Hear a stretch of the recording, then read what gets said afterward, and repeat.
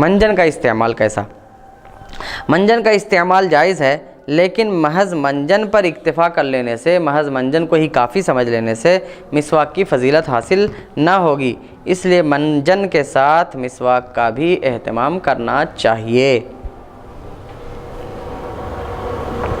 اب مسواک کے سلسلے میں کچھ ہدایتیں کہ مسواک کیسی ہونی چاہیے، اس کے ساتھ ہمیں کیسا برتاؤ کرنا چاہیے، اس سلسلے میں کچھ آداب بیان ہو رہے ہیں کہ مسواک کا منہ نہ زیادہ نرم ہو نہ زیادہ سخت، درمیانی درجے کا ہونا چاہیے۔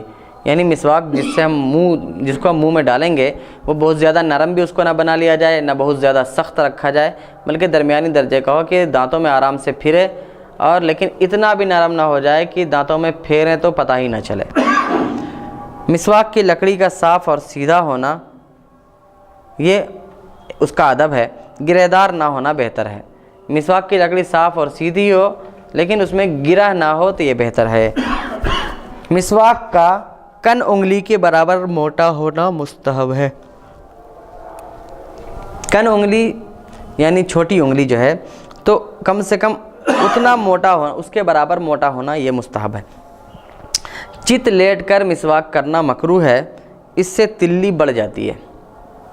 چت یہ اس طرح جو لیٹتے ہیں اس کو بولتے چت لیٹنا، یعنی پیٹ کے بل لیٹ کر اگر مسواک کیا جائے تو کہہ رہے ہیں کہ ایسا کرنا مکروہ ہے، اور اس کی وجہ یہ ہے کہ اس سے ایک نقصان ہوتا ہے جسم انسانی جسم کا، اور وہ یہ ہے کہ اس کی تلی بڑھ جاتی ہے۔ مسواک ابتداً ایک بالشت کے برابر ہونی چاہیے، یعنی مسواک شروع میں ایک بالشت کے برابر ہو، بعد میں اگر کم ہو جائے تو کوئی حرج نہیں، یعنی کرتے کرتے چھوٹی ہو جائے تو کوئی حرج نہیں۔ اگر ایک بالشت سے زیادہ ہو تو شیطان اس پر سواری کرتا ہے۔ یہ بات حکیم ترمذی نے کہی ہے کہ اگر ایک بالشت سے بڑی مسواک ہے تو شیطان اس پر سواری کرتا ہے، اس پر بیٹھ جاتا ہے۔ مسواک کو چوسا نہ جائے، یعنی جب ہم مسواک کر رہے ہوں تو ایسے لوگ چوس لیتے ہیں اور اس کے اندر کا جو پانی ہوتا ہے وہ اپنے اندر لیتے ہیں، وہ نہ کیا جائے، اس سے وسوسہ اور اندھاپن پیدا ہوتا ہے۔ اللہ اکبر۔ یعنی اگر ہم مسواک چوسیں گے تو اس سے ہوتا ہے کہ ہماری آنکھ کی بینائی ختم ہو سکتی ہے۔ البتہ حکیم ترمذی کہتے ہیں کہ جب پہلی مرتبہ مسواک کی جائے تو اس کو چوسنا چاہیے اور صاف تھوک کو جس میں خون نہ ہو نگل لینا چاہیے۔ یعنی جب ہم مسواک جب ہم پہلی بار مسواک کر رہے ہوں تو پہلے منہ کو اچھے سے صاف کر لیں، کلی وغیرہ کر لیں، اس کے بعد جب مسواک شروع کریں تو پورا گھسنے کے بعد امام ترمذی کہتے ہیں کہ پہلی بار مسواک کرنے کے بعد جو صاف تھوک ہو جس میں خون نہ ہو تو نگل لینا چاہیے۔ یہ موت کے علاوہ ہر بیماری کے لیے مفید ہے۔ پہلی بار جو مسواک ہم کریں، مسواک کے بعد جو پہلی بار جو تھوک ہمارے منہ میں بنے وہ اسے نگل لینا چاہیے۔ یہ کون فرمایا؟ امام ترمذی۔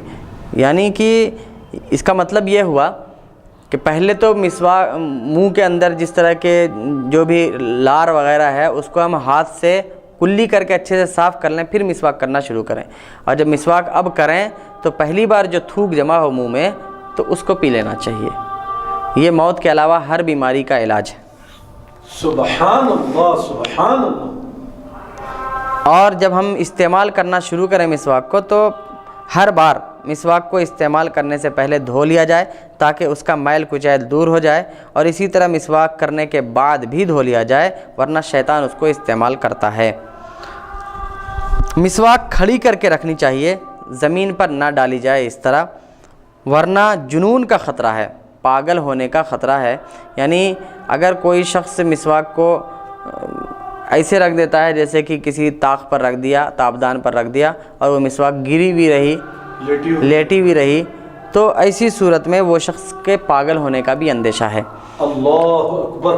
حضرت سعید بن جبیر سے نقل کیا گیا ہے کہ جو شخص مسواک کو زمین پر رکھنے کی وجہ سے مجنون ہو جائے، پاگل ہو جائے، حضرت سعید بن جبیر یہ صحابی رسول ہیں، وہ کہتے ہیں کہ جو شخص مسواک کو زمین پر لٹا کر رکھنے کی وجہ سے پاگل ہو جائے تو وہ اپنے آپ کے علاوہ کسی کو بھی ملامت نہ کرے، کسی کو بھی برا بھلا نہ کہے، یہ خود اس کی غلطی ہے۔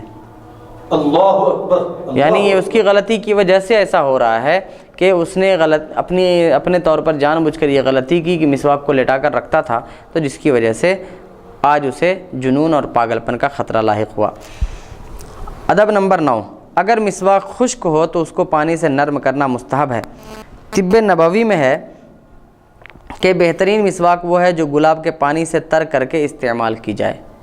بہترین مسواک وہ ہے جو گلاب کے پانی سے بھگا کر کے استعمال کی جائے۔ مسواک کم از کم 3 مرتبہ کرنا چاہیے، یعنی 3 مرتبہ کا مطلب ہے کہ جب ہم ایک بار مسواک کریں تو 3 مرتبہ پورے منہ میں پھیرنا چاہیے، اور ہر مرتبہ پانی میں بھگونا، پانی سے اس کو دھونا مستحب ہے، مناسب ہے، جیسا کہ باہر سے ابھی نقل کیا گیا۔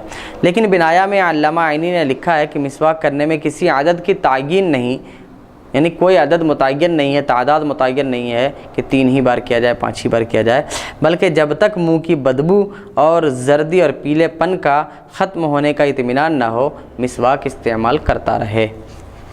اگر مسوڑے چھلے ہوئے ہیں یا زخمی ہیں تو ایک الگ شکل ہے۔ وہ تو الگ شکل ہے کہ اگر مسوڑے چھلے ہوئے ہیں تو سرے سے نہیں بھی کر سکتا ہے تو منہ پر اپنے دانتوں پر انگلی پھیرنے سے بھی اس کو مسواک کا ثواب ملے گا۔ یعنی علامہ عینی کے کہنے کا مطلب یہ ہے کہ اگر کوئی شخص ایسا ہے جس کے منہ سے بدبو آتی ہے یا پھر اس کے دانت پیلے ہو گئے ہیں، برے لگتے ہیں، بھدے لگتے ہیں، تو ایسی صورت میں جب تک اطمینان نہ ہو جائے وہ چاہے تو مسواک کرتا رہے۔ وضو کے پانی میں مسواک داخل کرنا اگر اس پر میل کچیل ہو تو مکروہ ہے، اور اگر کچھ نہیں ہے، جیسے کہ ہم نے کسی لوٹے میں وضو کے لیے پانی رکھا ہے اور ہم نے دھو دیا مسواک کو اور اب واپس اسی کو وضو کے پانی میں ڈال دیا تو کوئی بات نہیں، لیکن میل اگر لگا ہوا ہے تو یہ مکروہ ہے ڈالنا۔ مسواک دونوں طرف سے استعمال نہ کی جائے، ایک طرف سے۔ مسواک مسجد میں کرنا جائز ہے، مسجد کے اندر مسواک کرنا جائز ہے، لیکن بذل المجہود میں لکھا ہے، یعنی کہ ابو داؤد شریف، سنن ابو داؤد کی شرح ہے بذل المجہود، اس میں لکھا ہے کہ مسجد میں مسواک کا استعمال مناسب نہیں ہے، کیونکہ اس کے ذریعہ منہ کی گندگی دور کی جاتی ہے اور گندگی کو دور کرنے کے لیے مسجد جگہ نہیں ہے، لہذا مسجد میں استعمال کرنا، مسواک کا استعمال کرنا مناسب نہیں ہے۔ جہاں وضو خانہ ہے وہاں وضو خانے میں، مسجد کا مطلب ہوتا ہے جیسے کہ لیٹرین باتھ روم جو ہے نا، اس کو مسجد نہیں کہا جاتا ہے، اگرچہ مسجد کے حدود میں ہے لیکن وہ مسجد نہیں۔ وضو خانہ جو ہوتا ہے اس کو مسجد نہیں کہا جاتا، یعنی کوئی شخص ناپاکی کی حالت میں بھی وہاں پر آ سکتا ہے، لیکن مسجد وہ کہلاتی ہے جہاں پر کہ جماعت ہوتی ہے، جہاں پر کہ نماز ہوتی ہے، ان جگہوں کے پر اس مسجد کا اطلاق ہوتا ہے، مسجد بولا جاتا ہے اس کو۔ تو وہاں کے بارے میں یہ ہے کہ ان جگہوں میں جہاں نماز ہوتی ہے وہاں جا کر مسواک نہ کرے، کیونکہ مسواک سے منہ کی گندگی دور کی جاتی ہے اور مسجد وہ جگہ نہیں جہاں گندگی دور کی جائے۔ سبحان اللہ، سبحان اللہ۔